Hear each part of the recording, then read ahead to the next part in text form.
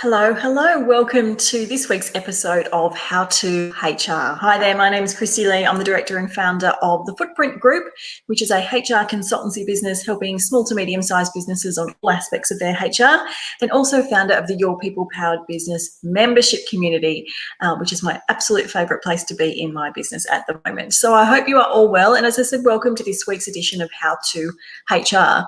For those of you new to this series, How to HR is a brand new series for 2021, weekly here live both in our closed Facebook group, which is for Australian business owners, leaders and managers looking to get HR support, and also directly into my YouTube channel over at Kristy-Lee Billet there.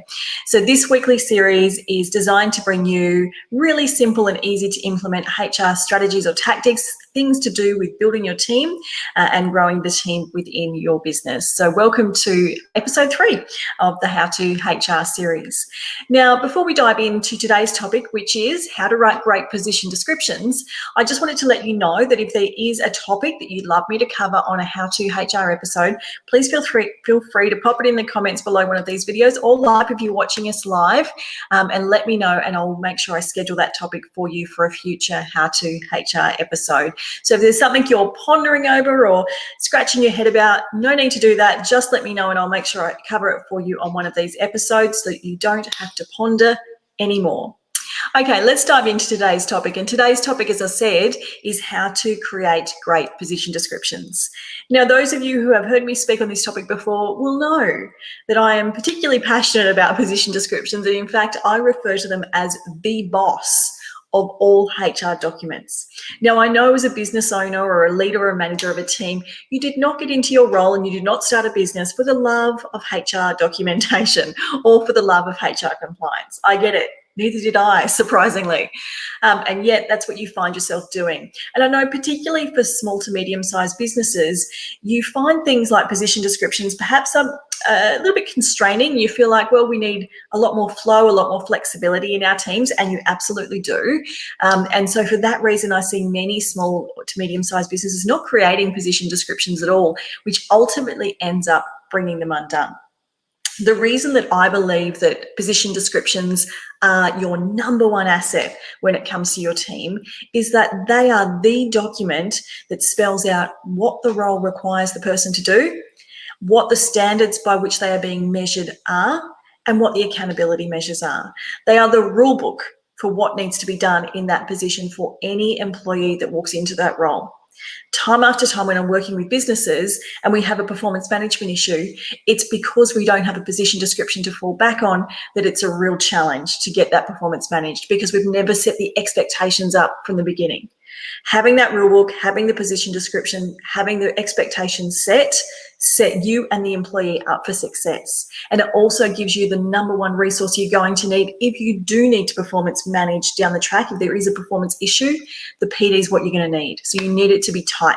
You need it to be accurate. You need it to be solid. And that's why it's so important. The PD also gives everyone in the business a lot more clarity about what roles are responsible for what. So it just helps smooth the process, reduces the friction in the business if we've got some really clear PDs in place. Now, position descriptions do not have to be so tightly worded that there's no room for flexibility. That's not the case at all. So if that's the reason you've not been putting in place PDs in your business, you can absolutely let that go. Position descriptions can absolutely and should absolutely include flexibility. Of course, in business, any size, but particularly small to medium-sized business, you need your people to be flexible. In fact, it's one of the key traits I recommend in every single new hire that you bring into your business is flexibility. We don't want people saying, oh, that's not in my position description, I'm not going to do that. That's not what we want at all. So we really do want to build flexibility into these documents, and that is absolutely achievable. So that's the good news. So now that you know why we need them and the importance of having them, how do you go about setting up a great position description? Now, your position description does need a bit of detail in it, but that doesn't mean it has to be War and Peace or that it has to be particularly complex. There are 3 core elements to every position description, and within these 3 core, there are little nuances and extra detail. The 3 main things your PD should do for you is, the first thing you want in your PD is to set up the scope of the role. So this is the elements of the position description that tell the reader the overarching scope of the position. So what we're talking about here is, of course, having a title on your position description. Might sound obvious, but you do see some interesting ones. Now, the title on your internal position descriptions can be whatever you want it to be. If you have internal language that you use within your business, or you have a certain tone that your brand adapts, perhaps it's fun and funky, perhaps it's much more serious, feel free to inject that into your position descriptions. It's part of embedding those values and culture into your people when they own that as their title in their position description. In fact, many years ago, when I had a large consultancy business, we had a team of effectively HR consultants who were going out and supporting businesses with their HR. So they were out in the field one-on-one with the businesses. And their position title in our business was peopleologists. Now, a couple of things I did when it comes to position titles in my business is we all had fun and funky titles, because we wanted people not to take HR so seriously and to see that it's a real benefit to get it right in your business, but that it doesn't have to be super boring or super serious, because it has that reputation. So we did want something a little bit fun and a little bit funky. The second thing I did, and I think this can be really powerful with your team as well, is my team picked their own position descriptions. Of course, I had final say. I wasn't going to let anything through the door, but ultimately they came up with those position titles, I should say. So that's something that we workshopped every single year at our annual team meeting, but it's also something I workshopped with the first two peopleologists that worked in the business, and they jointly came up with this title. And I loved that because it meant they owned that title each and every day. That's how they referred to themselves, and it's also how they carried out their job. And I think that sense of ownership really, really helps in that sense as well. Now, as I said, we then revisited that every single year at our team planning meeting. And for some of my team, they loved to mix it up every year. Their job didn't necessarily change a whole lot, but they did love to mix up their title. And this showed their focus for the next year in terms of what they wanted to achieve. I had one consultant who worked in our recruitment aspect of our business, and she was so great with clients. She's great with people. She loved every single person she interacted with. She wanted to basically build a whole team of friends because she just loved everybody. And that was absolutely her strength. And one of the things we were leaning into was our customer service for the next year ahead. She made her title for that year Client BFF. Not kidding, she had it on her cards and she owned it, and she was great at it. So letting the team a bit of leeway to create their own and to really own what their focus might be for the next period of time can be a great way to do that too. But whatever title you come up with, it doesn't matter. It's your internal title, so it doesn't have to be what you'd put on a job ad or the actual, it doesn't have to be a customer service representative, although that might be what the job entails. If there's a different word you would use internally, or you want to mix it up to better represent the brand and the tone of your business, by all means, go ahead and do that. So the title is one of the things that we do to set up the scope. We also have a section in our position descriptions, which is usually called something like scope of responsibility or overview. And it's basically the initial section of the position description. It's usually a few sentences, maybe a paragraph or two long. It shouldn't be too lengthy, but basically in a few short sentences, you're setting up what this role is all about and what it's responsible for. So reading that without knowing the detail of what's involved day to day, someone would have an understanding of the scope of responsibility of that role. And the other section of the position description that sets up scope is where this person or this role fits within the team, where they fit within the organisation. So who reports to them, who do they report to, what team are they a part of?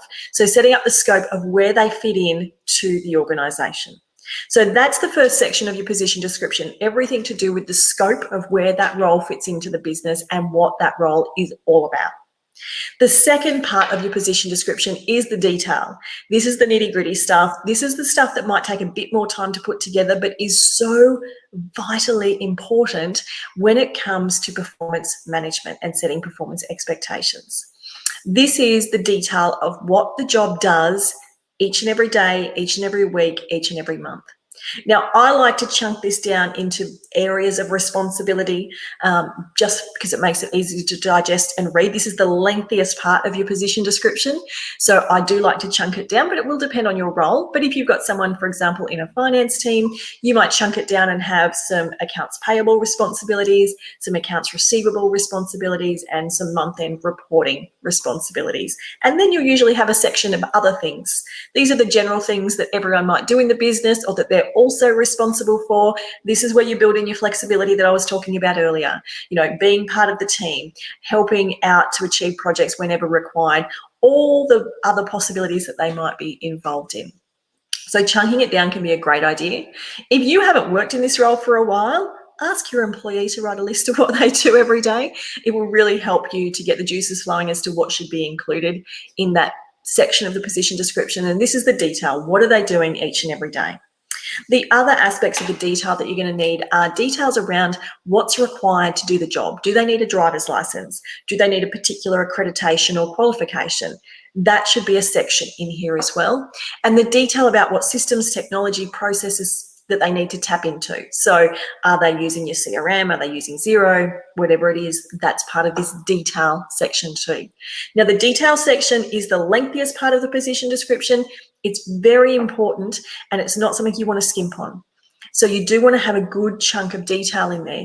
You've got to think about it that if this person wasn't performing in the role, what detail would you need in there in order to be able to say, hey, you're not up to speed with your position description?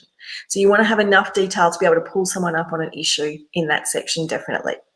Now, the third and potentially most important part of a position description is the sections that deal with accountability. This is where you're going to build in your key performance indicators or key result areas, whatever you'd like to call them, KPIs for short. And I want you to build in KPIs that are around two things: the actual art and skill of doing the job, the task-based KPIs, and also values and behaviours-based KPIs. Because we all know there's nothing worse than someone who's actually doing their job, but is a pain in the backside to have in the business because the values match is wrong and behaviourally they're not doing what you'd expect of them, but not having anything in the position description to be able to pull them up on when it comes to that. So your accountability aspects of the position description are your measurable criteria. They're specific.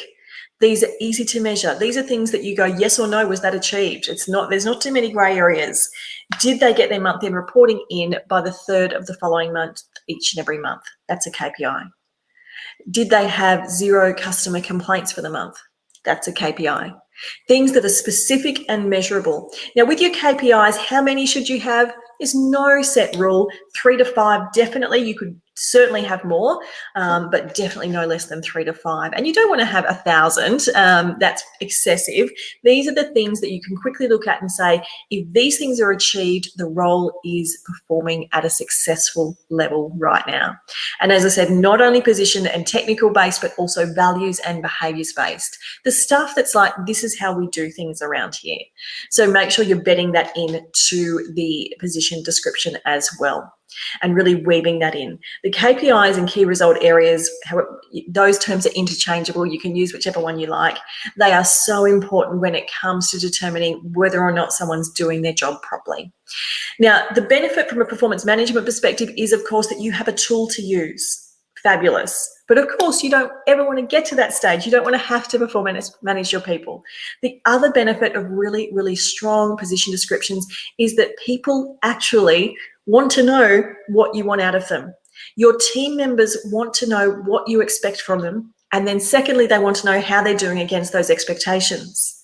Now, if you haven't got a great position description, how do they know what's expected of them? They're flying blind. It's like trying to read your mind, and no one can do that. So if they don't know what's expected, guess what?